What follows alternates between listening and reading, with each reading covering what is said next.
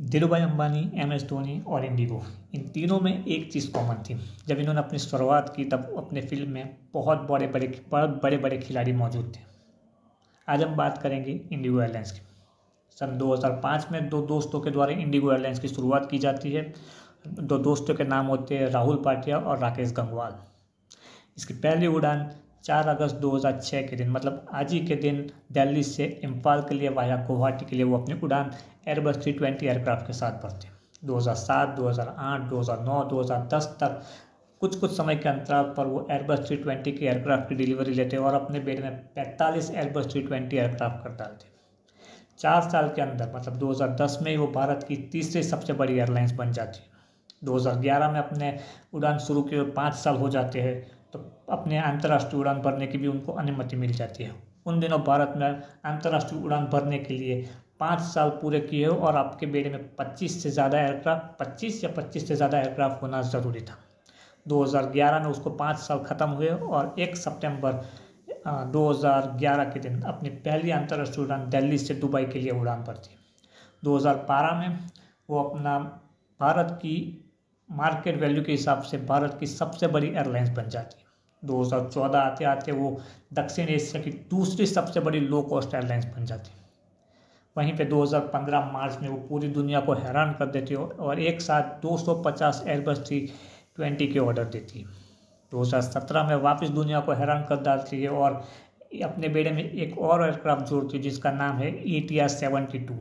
जी हाँ, ये वही ATR 72 छोटे सिटी और छोटे एयरपोर्ट पर उतरने के लिए काम आते हैं, जिसके कारण वो Tier 3 सिटी को Tier 2 से और Tier 1 से सीधी उड़ान दे सके। 2019 में एक ऐसा कारनामा किया जो आज़ाद भारत में पहले किसी भी एयरलाइंस ने नहीं किया हुआ था। एक ही दिन में 1500 उड़ान भरने वाली इंडिगो भारत की पहली एयरलाइंस बनी। 2022 में वापस अपने बेड़े में एक और एयरक्राफ्ट शामिल करती है जिसका नाम है एयरबस A321। नवंबर 2022 में अपने बेड़े में शामिल करती है। 2023 में वो वापस एक बार एक और कारनामा करती है और 300 एयरक्राफ्ट रखने वाली भारत की पहली एयरलाइंस बनती है। जी हाँ, पहली एयरलाइंस जिसके पास 300 से ज़्यादा एयरक्राफ्ट था। जून 2023 में वो टर्किश एयरलाइंस से 2 बोइंग 777-300ER लीज पे लेती है, जिसके कारण वो मुंबई और दिल्ली से तुर्की के लिए अपनी उड़ान शुरू करती है। 2024 में वो एयरबस को 30 एयरबस 350 के ऑर्डर देते हैं और उसके बाद उन लोगों ने 2025 में कतार एयरवेज से बोइंग 737 मैक्स लीज पे लिया। 2025 में जुलाई में यूरोप के लिए 2 अपनी उड़ान शुरू करती है, जो कि पहले दिल्ली से चालू होने वाले, लेकिन कुछ कारणवश उसने अपनी वो उड़ान मुंबई से चालू की। जी हाँ, एम्स्टर्डम और मैनचेस्टर के लिए जुलाई 2025 में इंडिगो ने अपनी उड़ान शुरुआत की थी। 19 साल के अंदर इंडिगो भारत में 64% अपनी मार्केट वैल्यू रखती है और आज तक भारत में किसी भी एयरलाइंस का ऐसा मोनोपोली नहीं देखा गया हुआ है।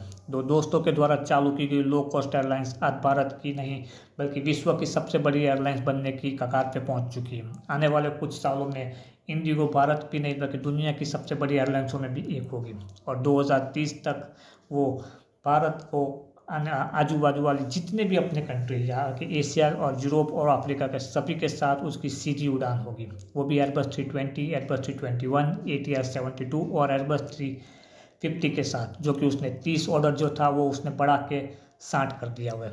2 दोस्तों के द्वारा चालू की गई छोटी सी एयरलाइंस आज भारत की सबसे बड़ी एयरलाइंस बन चुकी है। 19 साल इंडिगो को। Happy birthday Indigo.